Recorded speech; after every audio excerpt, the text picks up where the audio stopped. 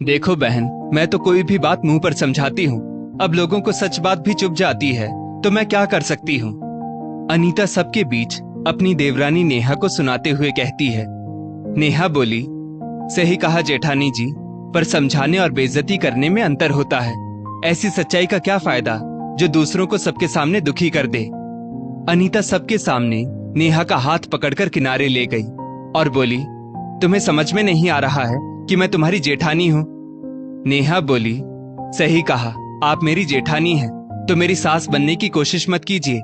मेरा भी दर्जा इस घर में वही है जो आपका है, तो बेवजह आपको मुझे समझाने की और मेरे किसी काम में टांग अड़ाने की जरूरत नहीं है। अनीता चिढ़ गई और सबके सामने ही बोली, ये लो भाई, आजकल तो देवरानी को समझाने का जमाना ही नहीं है। बड़ों का सम्मान करना तो इसे किसी ने सिखाया ही नहीं, और अगर समझाओ तो इन्हें ये सब टांग अड़ाना लगता है। नेहा बोली, भाभी, समझाने और बेइज्जती करने में बहुत फर्क होता है। समझाते समय सबके बीच बैठकर बुराई नहीं की जाती है, जो आप इतनी देर से मेरे बारे में किए जा रही है। अगर कोई कमी थी तो आप अकेले में भी मुझे समझा सकती थी, पर नहीं। अनीता मुंह बनाकर बोली, अगर इतना ही बुरा लगता है तो गलतियां करती ही क्यों हो, या मुझे मौका ही क्यों देती हो दूसरों के सामने तुम्हें सुनाने का। घर में आए हुए मेहमानों की नजर नेहा की तरफ थी और नेहा की आंखें भर आई।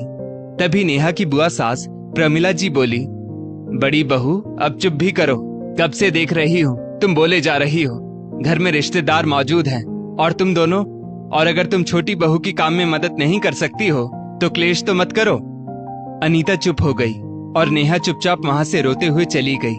प्रमिला जी का ओहदा ऐसा था कि उनके सामने खुद नेहा के ससुर रमेश बाबू भी उनकी बात नहीं टालते थे। रमेश बाबू के 2 बेटे और 1 बेटी थी।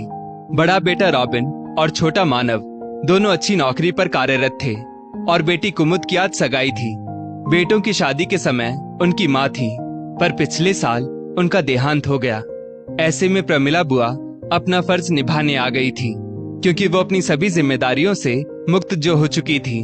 उन्होंने एक बात गौर की थी, बड़ी बहू अनीता नेहा पर कुछ ज्यादा ही हुक्म चला रही थी, जैसे वो ही उसकी सास हो।